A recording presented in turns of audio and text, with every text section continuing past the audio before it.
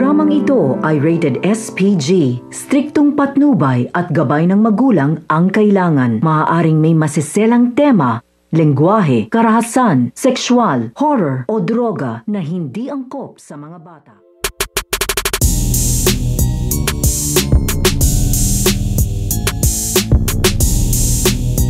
Ang muling pag-atake nito ngang extra na ito nga si Killer Ghost. So ito nga si Marcos ay muli nga itong aatake at gagamitin nga na dito ito nga kanyang kapangyarihan upang mapaslang nga na dito ito nga isang makeup artist. Pero mapipigilan nga siya dito nito nga ni Dana dahil nalaman nga dito nito nga ni Dana kung saan nga siya matatagpuan at kung saan nga ito aatake. Kaya nga dito ay magkakaroon ng matinding labanan sa pagitan nga nito nga ni Dana at ito nga si Killer Ghost at mapapalaban nga dito ng gusto ito nga si Dana dito nga kay Killer Ghost at ito nga si Killer Ghost ay mapapalaban nga rin ito dito nga kay Dana dahil pinipigilan nga siya dito sa kanyang binabalak sa pagpaslang nga dito nga sa makeup artist. So pakakaabangan nga natin dito ang muling pag-atake nito nga extra na ito nga si Killer Ghost sa uhan nga nito nga si Marcos. Yan ang ating mga pakakarutukan at pakakaabangan dito nga lang sa Darna.